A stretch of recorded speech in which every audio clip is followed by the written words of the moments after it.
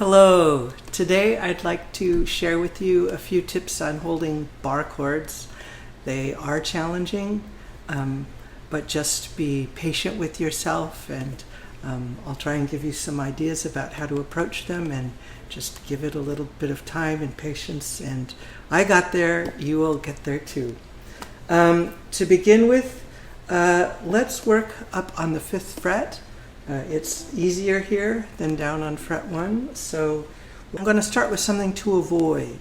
And when I started, I remember I used to I'd have my thumb right behind the finger that was doing the barring, and I'd just try and do it by squeezing with my hand as hard as I can. And quickly that starts straining the muscles through here, and maybe even tendons through here, and you can even injure yourself, give yourself tendonitis working it with this way. So I'm going to give you some alternatives to that. First, let's talk about thumb position. And what I'm going to suggest is that instead of having your thumb directly behind the finger holding the bar, so in this case 5th fret, try moving your thumb down a fret or two towards the headstock. And I tend to hold my thumb almost parallel to the neck, so not crosswise. When I flip back that way, my thumb's almost parallel to the neck and kind of in the middle of the neck. And that is a great thing. When you're directly behind, you squeeze and you're just trying to clamp it. But as soon as you go behind, you get a little bit of leverage. You can actually pull the whole instrument towards you because you've got that space between your thumb and your finger.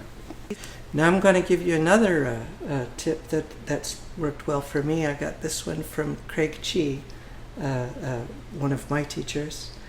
And the idea is that we're going to learn how to use all of these muscles up here to help hold the bar, and not just do it with the thumb, not just from pressure from the hands, but to use your whole arm muscle. Sometime if you're watching a video of an experienced player, you'll see their arm muscles up here flexing while they're going up and down the neck holding all those bar chords. And so the way to do that, to be able to use your whole arm, you'll brace the instrument on your body just a little bit so the instrument will touch your body. You don't want the whole back of the instrument going across your abdomen because that kills the sound a bit. There's the sound buried. The back soundboard is against my abdomen, and if I come out a little bit, it's much more open sound. Shuts off the sound, opens it out. So you want a little space in here, but it's touching here by my side. And my arm is resting on the top of the instrument. And what that allows me to do, notice if I just push with my arm, the neck of the instrument actually kind of flies away from my body. And that means I can pull back with my whole arm. So it's a little bit like a seesaw or a teeter-totter working off of your tummy. And so now I've got my thumb in position, and I've got my forearm on the top of the instrument. And look, I'm holding down the strings, and I don't even need my thumb to touch the instrument. And I'm still making the bar chord. Now in reality, normally you will play using your thumb some, but by using all these forearm and upper arm muscles, I take away so much of the work from my hands, and that really helps a lot. The next set of tips is really all around the main idea, and it's really just how your finger encounters the strings. And there are a few things that matter here. I think you'll find when you're doing this, it's often the string on the bottom that buzzes the most, that's the hardest to hold down. So it'll sound something like this if you play one string at a time. That's the one that buzzes. So when you're working with this, focus on that bottom string. And you'll find that if you get the bottom held down, the others will more nearly take care of themselves, and it's really that bottom one that matters the most.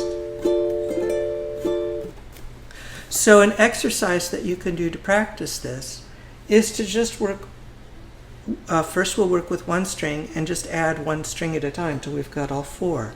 It's really helpful with uke to break problems down into pieces and master one little bit. Like here, I'm just playing on the 5th fret, the bottom string, the A string. And now I'm adding the 2nd one. And I'm thinking especially about holding the bottom one. Like there's the bottom one thunking. So if I really think about holding that bottom one, that's fine. Now try, once you're comfortable doing 2, try for 3. So now I've got the C string barred, and the E string, and the G string, all 3. You'll notice I'm using 2 fingers. There's nothing wrong with that. I know a lot of very experienced players who will play with 2 fingers sometimes. I do it when I get tired especially. And then once you've got 3, try for that 4th one. It's important, if you do hear buzzing or thunking, it's important to make sure where your finger is in relationship to that little wire, the fret wire. You'll find if you're right on top of it, it will thunk or buzz. You want to have a little bit of space, a couple of millimeters, 1/8 of an inch maybe, in between the fret wire and the edge of your finger to get a clear sound. You'll notice I'm playing the strings individually so I can hear if there are problems. That's the bottom string. And so I'm going to focus on just the bottom string. If I can't fix it holding all 4, I'll go back and start over. Just 1 string. Okay, that's good. Just 2 strings. Just 3, and so on. The last set of things of ideas to try are really just things about angle and position of the finger itself. You'll notice I'm using my index. You can bar with other fingers. You can always try, but there are a lot of chord shapes where you start by barring with the index, but then add other fingers. So it's a good idea to learn how to do this with your index. So one of the things you can try if you're having problems with buzzing is moving your finger. Experiment, do little experiments and only move it like a millimeter at a time, just a little at a time. Try moving it maybe down or maybe up and see if there's a position that's the easiest to hold and get a clear sound. You might even try a little bit with the angle. So maybe not perfectly parallel, but a slight angle, maybe that works better. For some people, it works better to actually roll your finger. I'll exaggerate it. It's as though I'm trying to roll my finger down the neck, top towards the bridge, and to just twist just a little bit. For some people, that helps.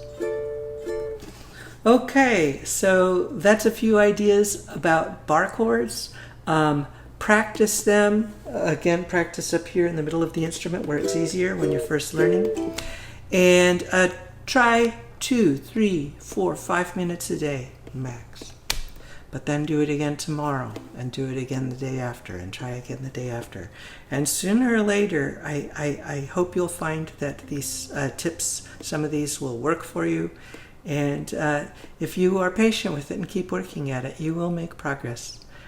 So till next time, aloha.